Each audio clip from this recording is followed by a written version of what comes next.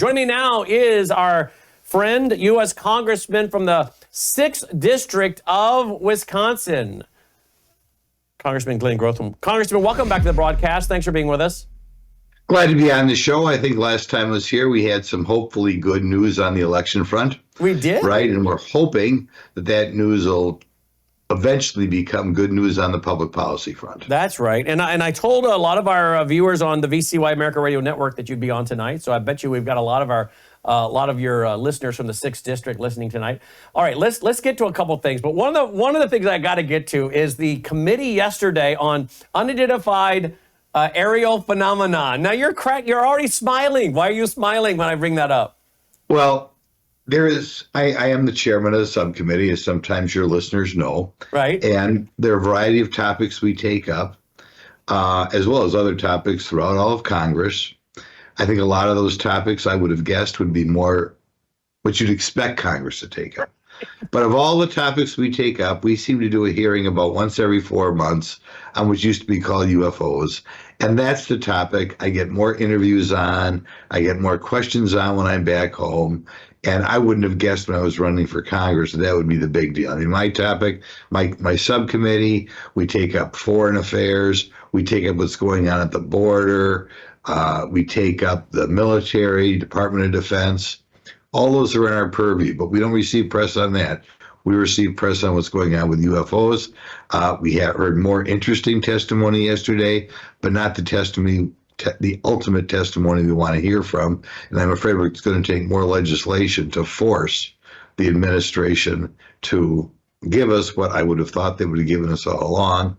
And that is, what is it with these UFOs that people cite, that people report, and information the government has seems to disappear into a black hole? Yeah, let me play one clip. I mean, we played a bunch last night, so just one kind of for those who maybe missed it. This is from yesterday's hearing. Can you speak on that at all?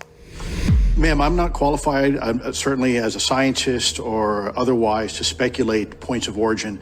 I looked at everything from a scientific perspective. So if you look at, for example, instantaneous acceleration, which was one of the observables of the program that I belong to, ATIP, the human body can withstand about 9 G-forces for a short period of time before you suffer negative biological consequences, blackouts and ultimately redouts and even death. Comparison, our best technology, the F-16, which is this older platform, but one of our most highly maneuverable aircraft, manned aircraft, made by General Dynamics, can perform about 17 or 18 G-forces before you start having structural failure, meaning that the airframe begins to disintegrate while you're flying. The vehicles we're talking about are performing in excess of 1,000, 2,000, 3,000 Gs. Wow. Well, if it wasn't for the video off the USS Nimitz, from several years ago and the pilots being interviewed, I'm not sure I'd buy all this, but there they are. Now, I know some of this, of course, Congressman, is hearsay, it's rumors. I think that gentleman was talking about things that, occurred and evidence that they supposedly have that was before this gentleman was born, and he's got to be at least 55 or 60 years old in my age bracket. So, I mean, he's talking again about hearsay. So I guess I put some of this stuff into the category of hearsay and rumor, and then I put some of it into the category of, well, yeah, we see the videos. I mean, we got the USS Nimitz, jets chasing something. I don't know what it is, but as I said to the audience last night, as I said to the radio audience today, I believe, in my personal opinion, that a lot of this, that any of it that is true, is setting the stage, in my Christian worldview, for a global deception, that something will be used, some of this stuff will be used for some kind of global deception in the future from on the spiritual side of things. But that's my opinion. But I find it very interesting that this is being talked about. And as you say, it's not something we normally saw Congress doing. But you said you don't think you're going to get anywhere until you compel other people to come in. Right. Who do you think that is? Who is that? Well, we passed legislation saying that the Department of Defense and the rest of the government has to release the information we have. To be safe, we put something in there that the president, if he wanted, could still sit on some of this information. I believed at the time we passed it, it would be almost impossible to say there was something so top secret that was more than 20 years old, say, because some of this information that we get testimony on is over 20 years old. Nevertheless, they still say it's so confidential, it's top secret. Congress and the public, therefore, can't know about it. And I think the last bill we passed with the help of some U.S. senators, and I deferred to what they wanted. I think now we got to come back and say, if there's something 20 years old, 25 years old, you have to release it. It's hard to imagine there's something that is that old and our, say, enemies or potential adversaries don't know about it. Now, the obvious question when you see these things is, who built them? Is it the United States? Is it another country? China, Russia? Russia's pretty technologically advanced. Or is it from another planet, as they say, or somewhere in outer space? And then I don't know. I will point out that usually these things are observed in the military, which would indicate that either our government built it and was testing it around military facilities, or another country around the world who wanted to spy on or examine our facilities was sending these things here. It seems to me if they were coming from another far out there place, I don't know why they keep appearing Exactly. around the military, right? Exactly. We don't see these at the Milwaukee airport that I fly out of, right? They all seem to be focused on the military. So, and like I said, if it's 25 years old, how secret can it be? We already have some of this stuff on tape. I'm sure other people have more of it on tape. So right now, I'll see if I can get my colleagues to go along. I'd like a stricter bill. If the military wants to come to me and try to talk me out of it, that's fine. But I just think we should release this stuff if it is 20 years old. And one of the ones that you heard mentioned there is that to this day is very controversial, is 20 years old. Yeah. Is that the end of the hearing? Was that it, or is there more to come? Well, we're done with the hearing for now. I mean, it is apparent to me that the establishment or whatever is always going to say anything related to this. Mm-hmm. And you know, this stuff goes back to Roswell in New Mexico in the 1940s. Mm-hmm. They're going to say all of this stuff is so confidential, the American public can't know what's going on. I mean, like I said, my opinion is, my goodness, if something happened in the 1960s or in the one we're talking about here today, it was either 1993 or 1994, you figure by now everybody knows what's going on at some level. So why can't the public know? Yeah, exactly. Why can't the public know? Okay. So the other night, by the way, I had on Congressman Tim Burchett from the 2nd District here in Tennessee. He was just on 2 or 3 nights ago. So there you go. He's on that committee with you, I think.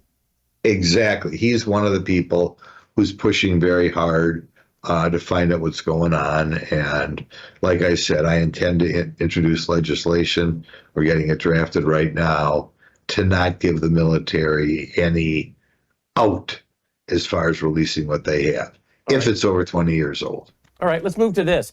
The Tennessee Star today reports that the Tennessee Bureau of Investigation confirms Venezuelan gang present in all major cities in Tennessee. This is that Venezuelan gang that's made so much news in Texas and Colorado and Chicago. Now, I think the last time you and I talked, we talked about a committee that you held, a hearing that you and others were a part of in Wisconsin. I think you held it on the ground in your state. And you had the president, I think, of a sheriff association or something talking about these gangs are in some of these drug cartels are in every county of your state of Tennessee. Now we've got this Venezuelan gang. So between the drug cartels, out of Mexico, the Venezuelan gangs, and of course this involves Tennessee where I live, this is getting to be quite concerning. So Congressman, President Trump said, look, we're going to clean these people out. We got Tom Homan coming in. He's going to clean these kind of folks out of the country. But how concerned are you, Congressman, that some of them, as they are walking around with semi and fully automatic weapons, and some of them have military grade weaponry? We see the pictures down the border. They got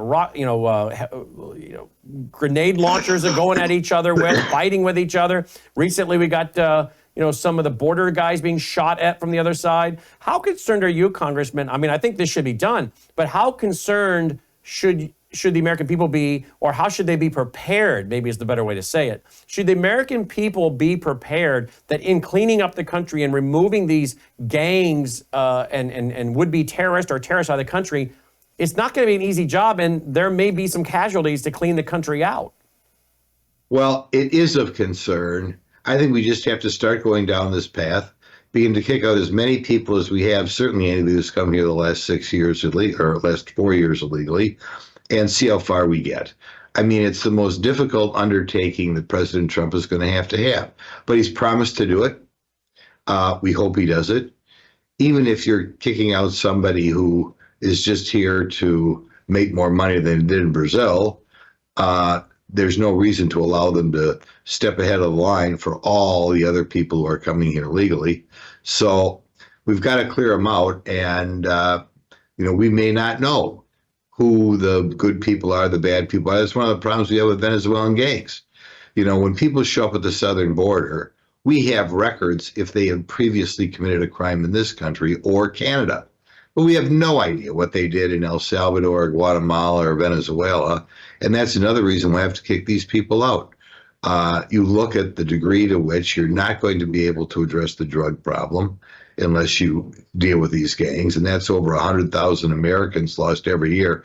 By comparison, in 12 years in Vietnam, we lost about 57,000 people. So over twice as many people are dying in this country every year as died in 12 years in Vietnam. The only thing we can do is go after them. And is it going to be a dangerous undertaking? Absolutely. Hopefully, as we begin to kick some people out, the others will follow. Let's talk about Matt Gaetz, AG. I guess Congressman Massey says the other day on video, hey, we're going to go to recess. We're going to appoint him. He's going to be the AG. That's just the way it's going to be. Senator Thune tonight is on television saying we're going to try to help President Trump get his nominees through, but there is also the recess option. What are your colleagues in the House thinking about candidates like Matt Gaetz or for Secretary of Defense, Peter Hegseth? What's the feel on the ground there? Well, there's some people who didn't like Matt. I think they should confirm Matt. It's President Trump's choice. Matt is a fighter. And in dealing with the Department of Justice and all the things they've done wrong in the past, we're going to need a fighter there. President Trump has laid down the gauntlet. We know we were getting a different president than, say, a George Bush, and we wanted a different president than, say, a George Bush. We wanted somebody who was going to come out, like I said, make America great again, which implies that we have some big problems in America. And one of those big problems is what goes on in our Justice Department. So President Trump tapped Mr. Gaetz because he felt he would be a fighter who would not be intimidated by, I guess, what we'll call the deep state. So hopefully we won't have anybody in the Senate who rejects him. President Trump got elected by more than what a lot of people thought he would be elected a week ago. I thought he was going to get reelected, but so I don't think it surprised me that much. But nevertheless, it surprised some senators. And of course, there are some states that maybe President Trump didn't do as well. Maybe it would benefit people to grandstand and say, I'm going to shut this person out of there. But to me, President Trump ought to be given who he wants. And you're not going to find another fighter like Matt Gaetz. And to turn around the Department of Justice, like I said, it's going to take a fighter. Look at some of the things they've done in the past. Look at what people were charged with in the past. I think there's some borderline political prosecutions. I don't like to say which ones, but that may have been going on in the recent past. And I think we have to look at those, and Matt's the one to do it. Well, you just had a re-election campaign. Obviously, you won. Yes. How big of a margin did you win by? I got about 61.5%. So I guess that's huge. Well, there are people who win by a lot more than that. But are you kidding? That's huge. 61.5% is what you won by. Well, we were fortunate. I got a great staff. We had a lot of good constituent work. Well, you had a good candidate. How about that? And we had a good candidate. Yeah. You had a good candidate. Hey, I know the pro-life issue is near and dear to your heart, like mine. Correct? Yes. There was a video I played the other night. I don't know if you've seen it. I want to play it and have you respond to it. This is a baby smiles at the dad's voice during 32-week ultrasound. I want to play this and get your response. Here we go. Nenê do pai. Oh, meu Deus do céu, gente. Ela tá feliz, meu Deus do céu. Bebê. This is not working. Mas, gente do céu. Wow, it's obvious. I mean, that baby's responding to the dad's voice and smiling there on the screen. 32-week ultrasound. You know, Congressman, the technology has come so far now for people to see. And this is one reason why I think the pro-lifers are so pleased with the results we're seeing, as more and more Americans are realizing this is not a glob of tissues, tissue, or that this is some kind of an unhuman, but this is actually a human being. But yet we know that the left tried to convince everyone that abortion and the right to be able to, so-called right, to murder your baby was the biggest issue to women. And yet the women turned out in bigger numbers to vote for Donald Trump than they ever have. He got the majority of women to vote for him. Do you think it's clear now to maybe those who didn't see it before that there are a lot of Americans that aren't interested in murdering babies, and the economy and the right to life and the technology that shows us these are human beings, and maybe adoption, that these are all things we should be thinking about? There's no question, however, that if you look at this election cycle, the Democrats, who are not bad at winning elections, and they didn't do as well as they wanted, but let's face it, they put up about the weakest presidential candidate in history, and probably the weakest vice presidential candidate in history at the same time, which didn't help them. They kept using the pro-life issue. And I can think of races in Wisconsin on the state level where that is what determined the outcome, which is sad because it wasn't the outcomes that we wanted. So I think the pro-life community and the religious community has to say, what are we doing that we are losing these races on this issue? And I'll call upon again, and when I've been on this show before, I've said, our problem is the clergy are not doing what they should. I think in this, as many other issues, they're more concerned about the number of people in the pews. You know, is it going to cost me any contributions or something or other? Because the picture of the baby you just saw, that should be out there in every church service. So, and the minister or priest or whatever should be explaining how everybody in the pew should be an advocate for the pro-life position. That's not being done. That's why to this day, the Democrats' number one issue when they run against Republicans is that. And I want to point out, it is true Donald Trump got elected. We started this with 221 in the House. It looks like we're going to end with 221 or 222 Republicans in the House. We should have gone up, right? With the shape of the economy, with how pathetic the Democrat candidate is, the fact that we are going to only go up one. And by comparison, 8 years ago when Donald Trump first won, we had 241 congressmen. Now we have 221 or 222 congressmen. What's the difference? The Democrats are pounding us on the pro-life issue. Despite all the other issues out there, it's costing us. Republicans know it's costing us. And it is frustrating that the religious community is not doing a better job of explaining that this is not just a decision that affects the woman. It affects that baby that you just showed on the screen. Yep. But the public is not looking at it that way, or too much of the public is not looking at it that way. They're just saying, I'm going to go through a problem delivering this baby, so I'm the only one who counts here. In Wisconsin, abortion had been illegal since, I believe it was 1848, might have been 1849. Okay, that was a time before we had ultrasounds, right? That was before medical care was as advanced as it is today.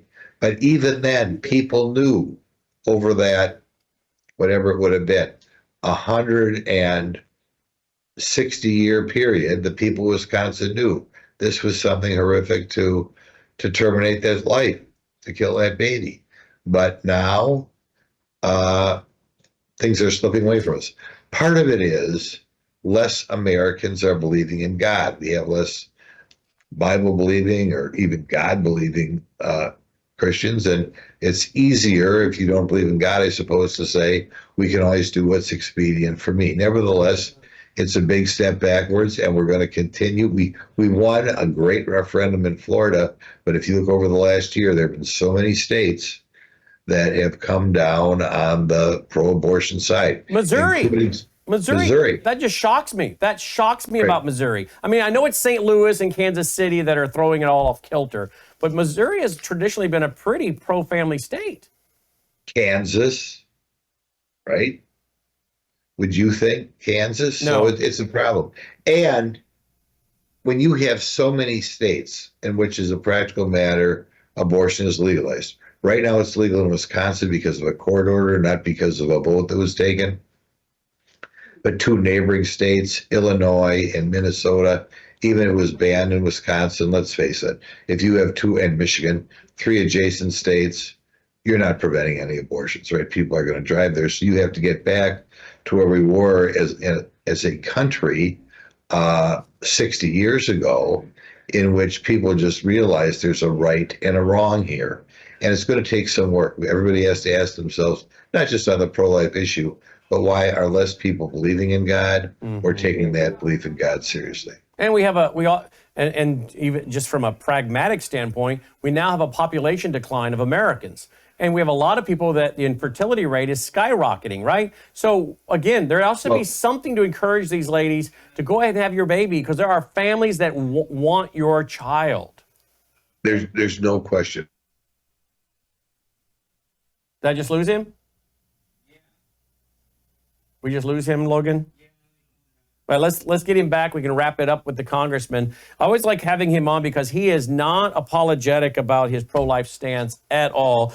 When it comes to this LGBTQ agenda, when it comes to the woke cultural Marxism, when it comes to the pro-life issue, he speaks his mind and he gets elected. Clearly, he's got a very conservative district up there in Wisconsin, district number 6. 61.5% on the re-election of Congressman Grothman. So he's obviously very popular. His worldview is very well embraced. And of course, that's one reason why he's so popular here on this broadcast, because we agree with him and he's not afraid to take a stand on the hard issues. I wanted to give him a chance to wrap up and say goodbye to him if we got him. Do we have him, Logan?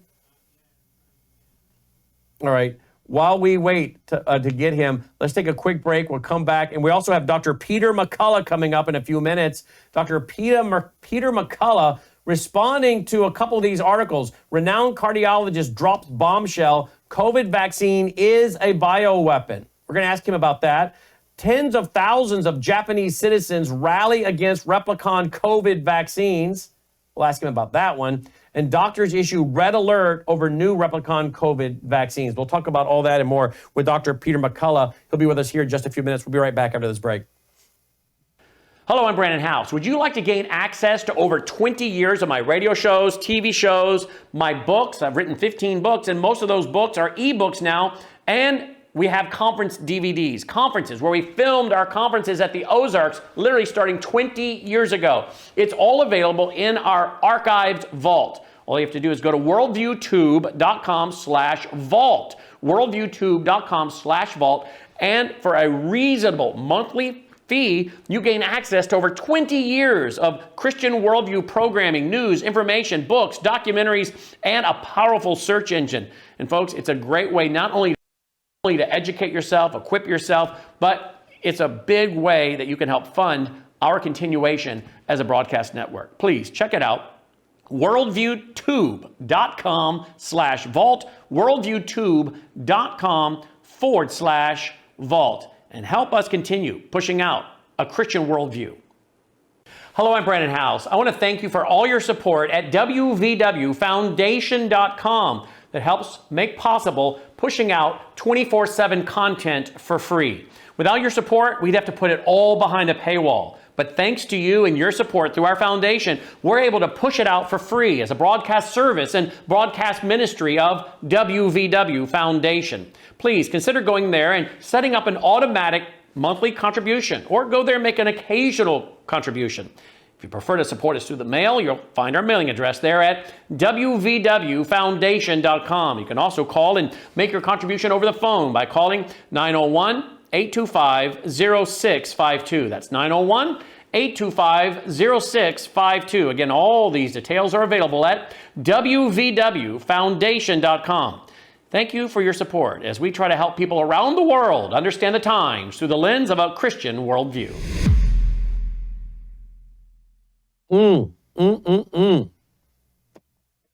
My Gatatana. All right, I'll finish that here in a minute. But I just talked to the congressman. He called me.